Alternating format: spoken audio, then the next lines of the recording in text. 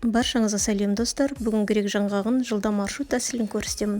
Ол үшін грек жаңғағын басында жуып алып, сосын суға салып 10-15 минут қайнатамыз. Суға қайнатылған грек жаңғағын қабығы өте оңай аршылады. Грек жаңғағы қайнатып болғаннан кейін оны басқа ыдысқа сүзіп алып суытамыз. Суыған кезде оның қабығы өте жұмсақ болады. Сондықтан оны қолмен аршыса болады. Ешқандай құрал сайманның қажеті жоқ.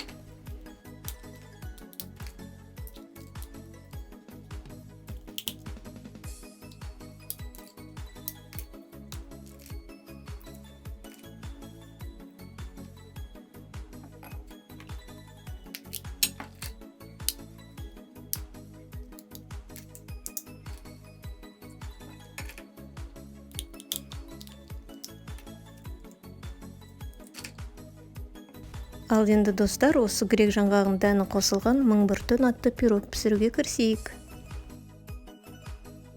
Бізге бөлме температурасында 3 жұмыртқа қажет. 120 грамм қант. Барлығын венчиктің көмегімен жақсылап араластырамыз. Қантымыз еріп, массамыз көлемінде 2 есе ағарып, ұлғайғанша дейін.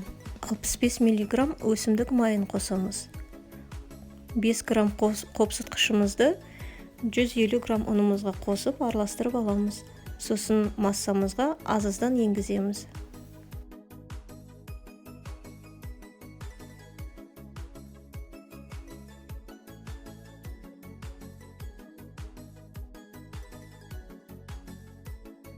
Біздің қамырымыз осындай біркелкі қоймалжың масса болып шығуы қажет.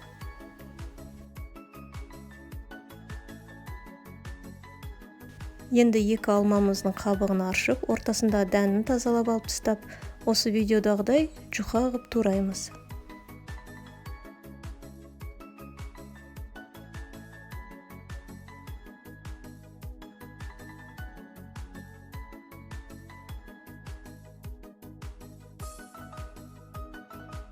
Туралған алмамызға 30 грамм жүгері крахмалын қосамыз. Барлығын жақсылап араластырамыз.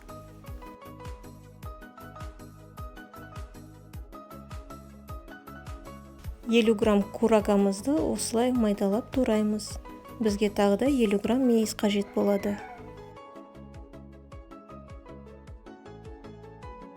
150 грамм грек жаңғағын қолмен ұсақтаймыз.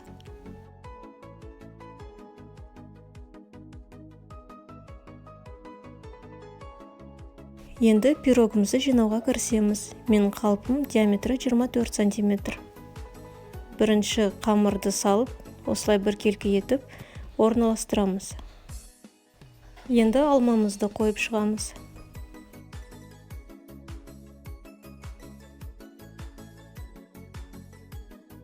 Алманың ортасына грек жаңғағын қойып, жан-жағына осылай сеуіп шығамыз.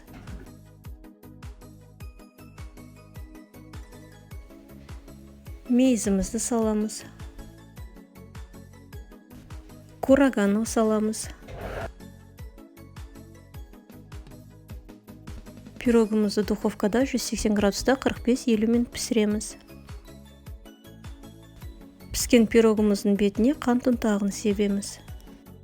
Достар, егер де видео рецепт сіздерге ұнаса, каналымның дамуы үшін каналыма тіркеліп, лайк басып, комментарий қалдыруды және басқа да әлеуметтік желілерде достарыңызбен бөлісуді ұмытпаңыздар.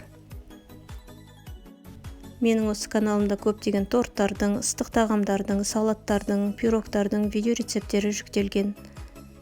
Келесі видео рецептте кездескенше сау болыңыздар.